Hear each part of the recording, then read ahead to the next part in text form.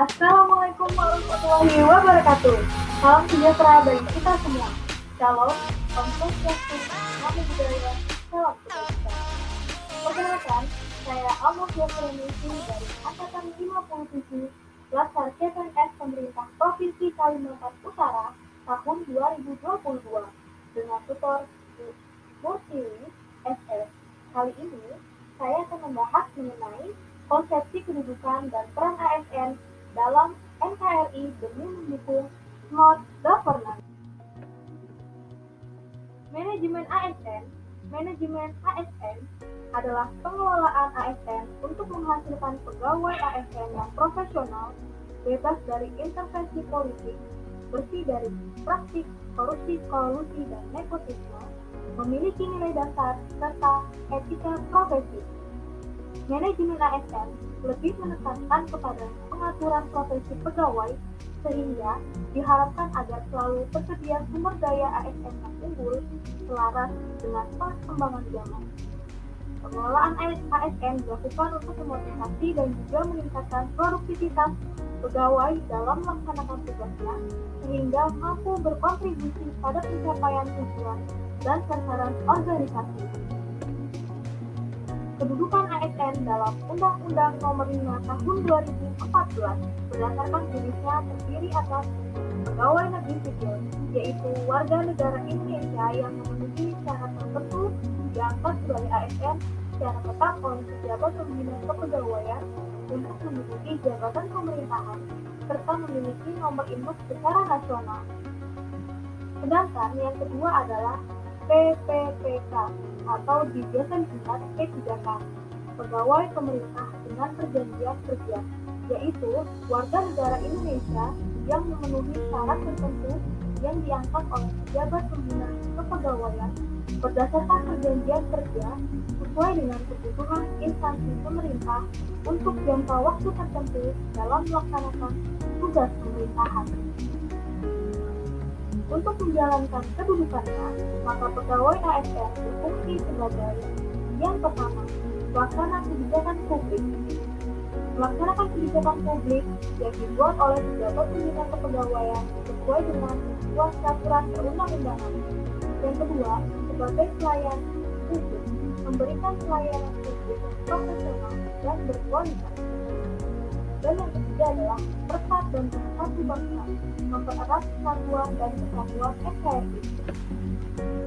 Selanjutnya, peran dari ASN ialah perencana, pelaksana, dan pengawas penyelenggaraan tugas umum pemerintahan dan pembangunan nasional melalui pelaksanaan dan pelayanan kebijakan publik.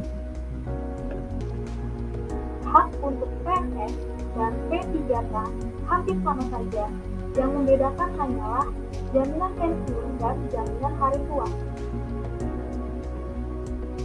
Sedangkan untuk kewajibannya, PNS dan P3K sama-sama memiliki kewajiban seperti yang tertera berikut.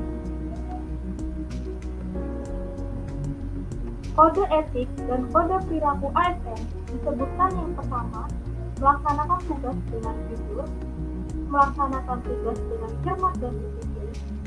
Selanjutnya melayani dengan sikap hormat, sopan, dan tanpa tekanan.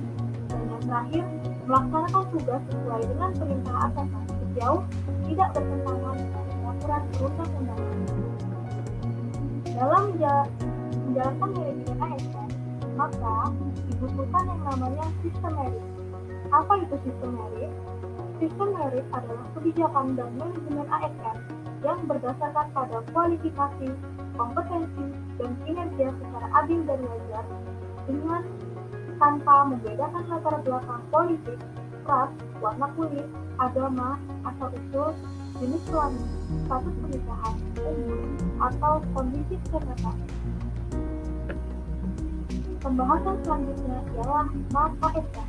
Berdasarkan arahan Presiden pada poin pembangunan SDM dan persiapan kebutuhan SDM, talenta digital. Literasi digital berperan penting untuk meningkatkan kemampuan kognitif sumber daya manusia di Indonesia agar keterampilannya tidak dapat mengoperasikan gawai.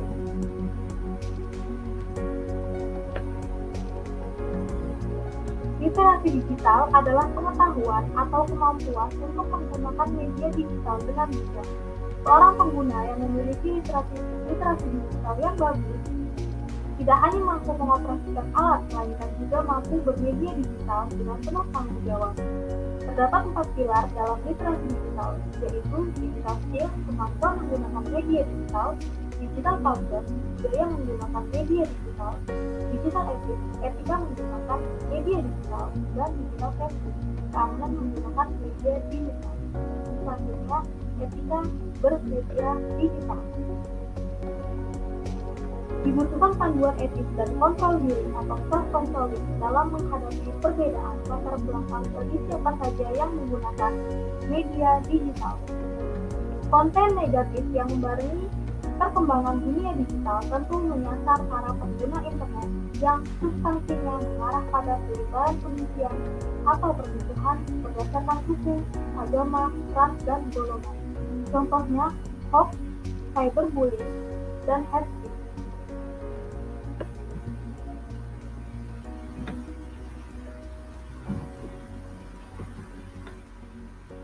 Sekian ulasan singkat dari saya. Terima kasih.